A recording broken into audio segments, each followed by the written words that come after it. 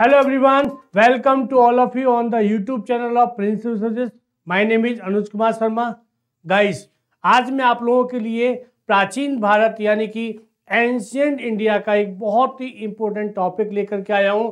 उस टॉपिक का नाम है मगध साम्राज्य यानी कि मगध एम्पायर. और बच्चों, ये इस सीरीज का सेकंड पार्ट है. फर्स्ट पार्ट में इससे पहले डिस्कस कर चुका हूं, तो जो लोग हमसे जुड़े हुए हैं उस फर्स्ट पार्ट को जिन्होंने नहीं देखा हो प्लीज देखिए, ताकि आपको सेकंड पार्ट भी समझने में आपको सहायता मिलेगी. और अगेन ये जो टॉपिक है बच्चों, इस टॉपिक को मैं आपको कैसे कराऊंगा? क्वेश्चन एंड आंसर के माध्यम से, यानी कि एमसीक्यूज के माध्यम से. और इस प्रश्न उत्तर के माध्यम से मैं आपको पूरा का पूरा टॉपिक समझाने का प्रयास करूंगा. तो चलिए बच्चों, स्टार्ट करते हैं अपना टॉपिक मगध साम्राज्य. लेकिन इसको स्टार्ट करने से पहले आप लोगों के लिए बहुत ही महत्वपूर्ण सूचना आपसे शेयर करना चाहता हूं कि बच्चों, भारत का एकमात्र एक ऐसा संस्थान है जिसने कि कॉलेज के साथ साथ बच्चों के लिए आईएएस और आरएएस की तैयारी करने का भी प्रबंध किया है. यानी कि आप कॉलेज की पढ़ाई तो करेंगे, लेकिन कॉलेज की पढ़ाई के साथ साथ आपकी आईएएस आरएएस की तैयारी भी हो जाएगी. और आप मात्र आईएएस आरएएस नहीं, अगर किसी बच्चे का सपना पैरामिलिट्री फोर्सेस है, सीडीएस, सीएपीएफ या एसएससी भी है, वो भी उसका पूरा हो सकता है इस कॉलेज में एडमिशन लेने के बाद. बाकी अदर जानकारी के लिए आप इस नंबर पे कॉल कर सकते हैं और हमारे आप टेलीग्राम चैनल से प्रिंस से आप जुड़ सकते हैं. इससे जुड़ने के बाद आपको जो नई नई जानकारी है, नए नए अपडेट हैं, वो आपको लगातार मिलते रहेंगे. तो चलिए बच्चों, ये रहा आपके लिए इंफॉर्मेशन. अब हम आज का सेशन स्टार्ट करते हैं. मगध साम्राज्य, इसका पहला क्वेश्चन है, निम्न शासकों को क्रम से लगाइए. बिंबिसार, अजातशत्रु, उदयन, नागदशक. पूट है A1234, 2134, 3214, 4321. यानी कि ये जो आपके सामने प्रश्न है बच्चों, इस प्रश्न की डिमांड ये है कि आपको बताना है ये शासक किस क्रम से, यानी कि इनको क्रम से लगाना है, कौन पहले आया है और कौन बाद में आया है. और ये सब किससे संबंधित है? ये सब मगध महाजनपद से संबंधित है. तो सबसे पहले बिंबिसार, एकदम सही. ये किसके संबंधित है? ये हर्यंक वंश का संस्थापक है. और बिंबिसार के बाद उसका पुत्र अजातशत्रु, अजातशत्रु के बाद उसका पुत्र उदयन. ये तीनों किससे संबंधित है? ये तीनों संबंधित है आपके हर्यंक वंश से. उसके बाद नागदशक, ये भी बच्चों हर्यंक वंश से संबंधित शासक है और नागदशक को हर्यंक वंश का अंतिम शासक माना जाता है. और इस नागदशक की हत्या शिशुनाग के द्वारा की गई थी और उसने एक नए वंश की स्थापना की जिसको शिशुनाग वंश कहा जाता है. अब अपने प्रश्न की बात करते हैं. प्रश्न ने क्या पूछा था कि सबसे पहला कौन है, उसको क्रम से लगाना है. तो देखिए, बिंबिसार सबसे पहले, अजातशत्रु, उदयन, नागदशक, यानी कि क्रम में कोई बदलाव नहीं है, सेम क्रम में. फर्स्ट बिंबिसार है, सेकंड अजातशत्रु है, थर्ड उदयन है, फोर्थ नागदशक. क्लियर? यानी कि हमारा उत्तर हो जाएगा ए, 1, 2, 3 एंड 4. और ध्यान रखिएगा, ये जो चारों शासक हैं, ये चारों के चारों शासक हर्यंक वंश से संबंधित माने जाते हैं और हर्यंक वंश का संस्थापक बिंबिसार को माना जाता है. क्लियर? और इसके साथ आपको एक चीज बताता हूं, ये जो हर्यंक वंश है, इतिहास में इसके ऊपर एक आरोप लगा हुआ है, इस वंश को पितृहंता वंश भी कहा जाता है. पितृहंता वंश का अर्थ है कि इसमें जो भी शासक बना था उसने अपने पहले पिता की हत्या की, उसके बाद वो शासक बना है. इसलिए भारतीय इतिहास में इसके ऊपर आक्षेप, आरोप या आप कह सकते हैं कलंक भी लगा हुआ है. हर्यंक वंश को क्या कहते हैं? पितृहंता वंश. क्लियर? तो चलिए अगला प्रश्न देखते हैं हम लोग. निम्न में से सही को सुमेलित कीजिए. पहला है शासक, दूसरा राजधानी. यानी कि प्रश्न में पूछा गया है कि जो शासक हैं उनकी कौन कौन सी राजधानी थी और उनमें से कौन सा सही सुमेलित है और कौन सा गलत है. हमको सही चुनना है. तो पहले शासक का नाम बिंबिसार है, क्या उसकी राजधानी राजगृह थी? दूसरा शासक का नाम है शिशुनाग, क्या उसकी राजधानी वैशाली थी? तीसरा शासक है उदयन, क्या उसकी राजधानी पाटलिपुत्र थी। चौथा शासक है ब्रह्मदत्त, क्या उसकी राजधानी चंपा थी। ओके, और ध्यान रखिएगा ये जितने भी शासक हैं उसमें से 3 शासक मगध साम्राज्य से संबंधित है और जो ब्रह्मदत्त है वो अंग से संबंधित है। किससे संबंधित है? अंग से, अंग महाजनपद से। तो चलिए देखते हैं बिंबिसार। यस, पहला सही है। ध्यान रखिएगा जो हरेंग वंश का शासक है बिंबिसार, उसने राजगृह को अपनी राजधानी बनाया था। और इस राजगृह की सबसे खास बात क्या है? ये एक ऐसा नगर था जो कि 5 पहाड़ियों से घिरा हुआ था। किससे घिरा हुआ था? 5 पहाड़ियों से ये घिरा हुआ था। और इसके साथ साथ इसकी खास बात और है बच्चों कि इसको राजगीर भी कहा जाता है, राजगृह भी कहा जाता है। क्लियर? और ये भी सही है कि बिंबिसार ने इसको अपनी राजधानी बनाया था। और किसकी राजधानी बनाया था? मगध साम्राज्य की। ध्यान रखिएगा किसकी राजधानी बनाया था? मगध साम्राज्य की। नेक्स्ट है शिशुनाग। ये भी मगध वंश के शिशुनाग वंश का शासक है। यस, इसने भी वैशाली को अपनी राजधानी बनाया था। एकदम सही है। क्यों बनाया था? क्योंकि शिशुनाग ने अंतिम हर्यंग शासक नागदशक की हत्या की। चूंकि ये उस समय क्या था? सेनापति था।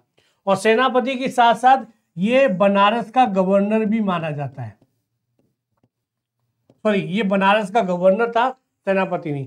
और इसने क्या किया? नागदशक की हत्या की और स्वयं को मगध का शासक घोषित किया और शिशुनाग वंश की स्थापना की।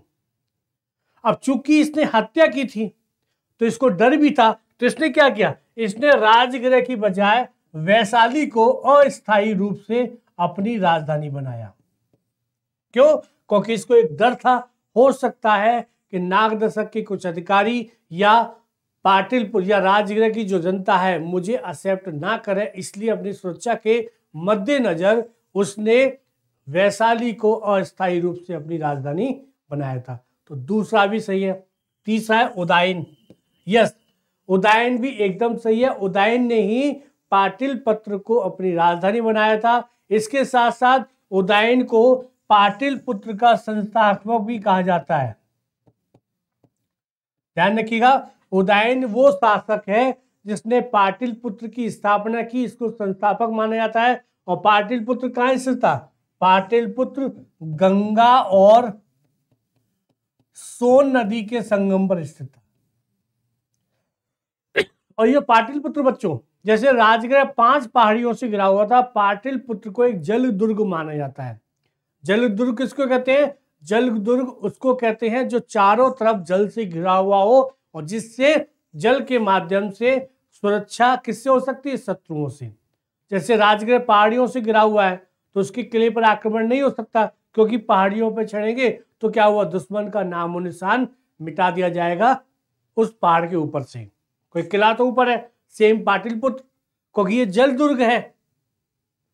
और यही कारण, ध्यान रखिए, यही जो भौगोलिक कारण है मगध साम्राज्य के उद्भव का एक प्रमुख कारण भी माना जाता है। तो तीसरा भी सही है। उदयन ने पाटिलपुत्र की स्थापना की थी गंगा और सोन नदी के संगम पे, और इसने इसको अपनी राजधानी भी बनाया था। तीसरा भी सही है। चौथा ब्रह्मदत्त। यस, चंपा। मैंने आपको बताया भी था कि ये जो ब्रह्मदत्त है वो अंग महाजनपद का शासक था और इसने चंपा को अपनी राजधानी बनाया था। यानी कि ब्रह्मदत्त की राजधानी क्या है? चंपा। यानी कि सारे के सारे सही हैं, कोई गलत नहीं है। तो हमारा उत्तर हो जाएगा ए 1, 2, 3 और 4। क्लियर बच्चों? इसका आंसर क्या हो जाएगा? 1, 2, 3, 4। यानी कि चारों की चारों शासक की जो राजधानियां हैं एकदम सही है। और ध्यान रखिएगा ये जो चंपा है वो चंपा गंगा और चंपा नदी के किनारे पर संगम पर स्थित था। और ये महाजनपद काल का सबसे प्रमुख व्यापारिक केंद्र भी माना जाता है। चंपा को एक प्रमुख व्यापारिक केंद्र भी माना जाता है। चलिए, तो बच्चों इसका आंसर हो जाएगा ए 1, 2, 3, 4 सभी सही है। अगला प्रश्न है निम्नलिखित में से किस ग्रंथ से अजातशत्रु और महावीर स्वामी की मुलाकात का जिक्र मिलता है? यानी कि इस प्रश्न की डिमांड है कि वो कौन सा ग्रंथ है जिससे ये विवरण मिलता है या पता चलता है कि महावीर स्वामी और अजातशत्रु की मुलाकात हुई थी। तो ऑप्शन है हमारे महावंसा, आवश्यक चूर्णी, जातक कथाएं, मुद्रा राक्षस। बच्चों बहुत ही अच्छा प्रश्न है, ये प्रश्न बहुत अच्छा है। देखिए इसमें से ये जो महावंश है बच्चों, ये किस धर्म से संबंधित है? बौद्ध धर्म से संबंधित है। ठीक है, चलिए पहले मैं इसका उत्तर बता देता हूं। अब देखिए इसमें एक लॉजिक लगाइएगा, क्योंकि पहला वाला किससे संबंधित है? बौद्ध धर्म से, और महावीर स्वामी किससे संबंधित है? जैन धर्म से। तो यानी कि पुस्तक किस धर्म की होनी चाहिए? पुस्तक होनी चाहिए जैन धर्म से। तो पहला तो ऑटोमेटिक कट जाएगा। जातक कथाएं, ये भी किससे संबंधित है? बौद्ध धर्म से संबंधित है, तो ये भी कट जाएगा। और मुद्रा राक्षस की कौन रचनाकार है? विशाखा दत्त। इसको आगे डिस्कस करूंगा, लेकिन हमारा उत्तर है बच्चों आवश्यक चूर्णी।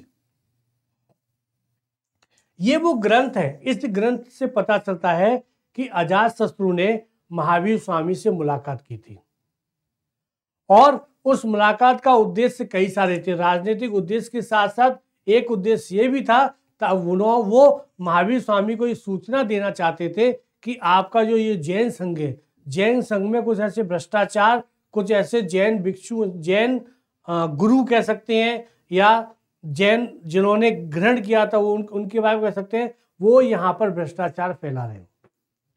तो उन्होंने सूचना प्रदान की थी, प्लस कुछ महावीर स्वामी के द्वारा भी ज्ञान प्रदान किया गया था। किसको? अजातशत्रु को।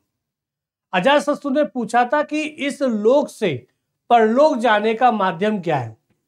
तो महावीर स्वामी ने बताया था कि इस लोक से परलोक एक तो या तो ज्ञानी व्यक्ति जा सकता है, और या एक चक्रवर्ती सम्राट जा सकता है। तब अजातशत्रु ने पूछा कि प्रभु क्या मैं चक्रवर्ती सम्राट हूं? महावीर स्वामी ने मना किया कि नहीं, आप चक्रवर्ती सम्राट नहीं है, और चूंकि आप चक्रवर्ती सम्राट नहीं है तो इस लोक से परलोक यानी कि मोक्ष की प्राप्ति आपको अभी नहीं हो सकती। इसके लिए आपको क्या बनना पड़ेगा? आपको चक्रवर्ती सम्राट बनना पड़ेगा। और भी कई सारी बातें इस किताब में लिखी गई हैं, लेकिन हमारे एग्जाम पॉइंट ऑफ व्यू से इतना ही सफिशिएंट है। तो हमारा उत्तर क्या हो जाएगा? आवश्यक चूर्णी। अब बाकी और पुस्तक को देखते हैं।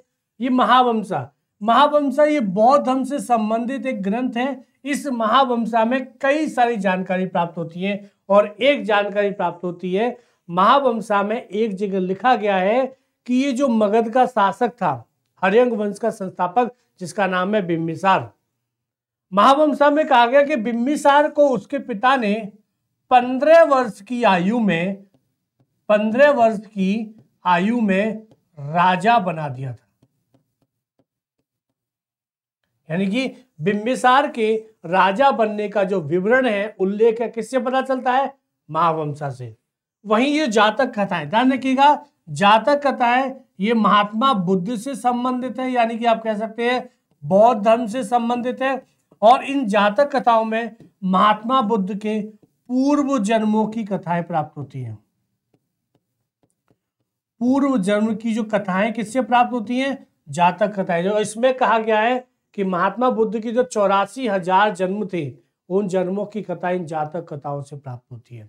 यानी कि महात्मा बुद्ध को बहुत ही प्राचीन सिद्ध करने का प्रयास किया गया है। कहा गया है कि महात्मा बुद्ध अभी नहीं, बल्कि इनके कारनामे, इनके अवतार, यानी कि इनकी जो कहानियां हैं बहुत पहले से चली आ रही हैं। इनको क्या कहते हैं? जातक कथाएं। यानी कि जातक कथा में सिंपल भाषा में बात करें तो जातक कथाओं में महात्मा बुद्ध के पूर्व जन्म की कहानियां प्राप्त होती हैं।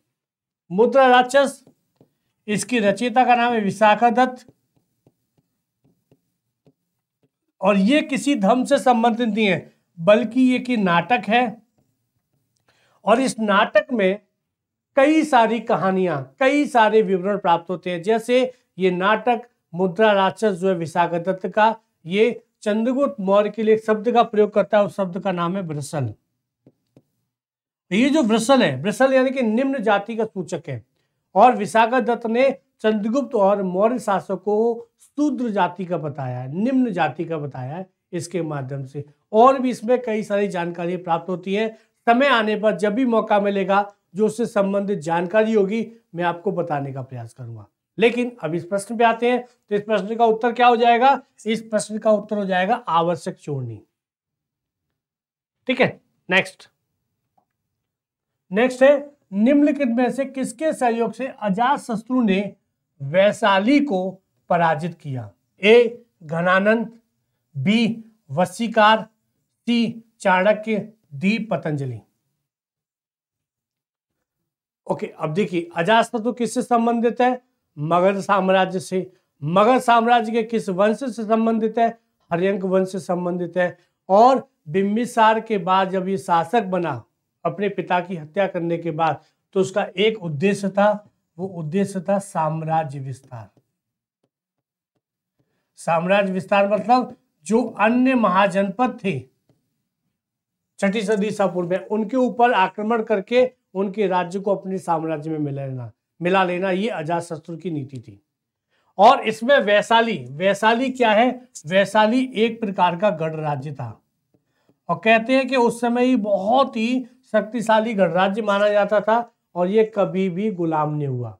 लेकिन अजातशत्रु ने एक लंबे समय लगभग कहा जाता है कि 1516 साल के लंबे संघर्ष के बाद अपना जो मंत्री था वशीकार और सुनिधि, दो मंत्री थे, वशीकार और सुनिधि, इन दोनों की सहायता से वैशाली के गणराज्य को पराजित किया और इसको अपने साम्राज्य में मिला लिया। और कहा भी जाता है कि इसके द्वारा दो नए प्रकार के हथियारों का भी प्रयोग किया गया था। दो नए प्रकार के हथियारों का भी प्रयोग किया गया था, जिनको कहते हैं रथमूसल और कहते हैं महाशिलाकंटक। क्या कहते हैं? महाशिलाकंटक। इन दोनों की सहायता से इसने वैशाली गणराज्य और या कह सकते हैं अपने कई शत्रुओं को नष्ट किया। किसने? अजातशत्रु ने। लेकिन इस प्रश्न का उत्तर क्या है? इस प्रश्न का उत्तर है वशीकार। वशीकार एक ऐसा मंत्री था, इसने क्या किया, चूंकि गणराज्य में कई गणों का शासन होता है, तो इसने उन गणों में पहले फूट डाली। जब फूट डाली वो कमजोर हो गए, जब कमजोर हो गए तब अजातशत्रु ने अटैक किया और लेकिन अजातशत्रु को इसमें लगभग 15 से 16 वर्ष का समय लगा था। और कहीं कहीं ये भी विवरण प्राप्त होता है कि महात्मा बुद्ध चूंकि अजातशत्रु के समकालीन माने जाते हैं, महात्मा बुद्ध ने ही इस वैशाली के गणराज्य में किस तरीके से शासन किया जाए या उसको पराजित किया जाए, एक गुप्त जानकारी अजातशत्रु को प्रदान की थी। यानी कि महात्मा बुद्ध ने सहयोग किया था अजातशत्रु के इस विजय में। क्लियर? यानी कि हमारा उत्तर क्या हो जाएगा? बी वशीकार। अगला प्रश्न, निम्नलिखित में से उदायन ने किस धर्म को समर्थन प्रदान किया था? ए वैदिक धर्म, बी जैन धर्म, सी बौद्ध धर्म, डी शैव धर्म। यानी कि ये जो उदायन है, उदायन किससे संबंधित है? मगध साम्राज्य से संबंधित है। और किस वंश से संबंधित है? तो बच्चों बता दूं, ये हर्यंक वंश से संबंधित है। किसका पुत्र है? अजातशत्रु का पुत्र है। ये प्रश्न बहुत ही महत्वपूर्ण है।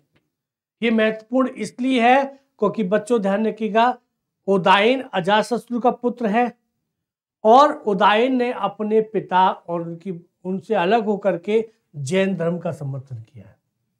ध्यान रखिएगा, बिंबिसार और वो किसका समर्थन करते थे? बौद्ध धर्म का।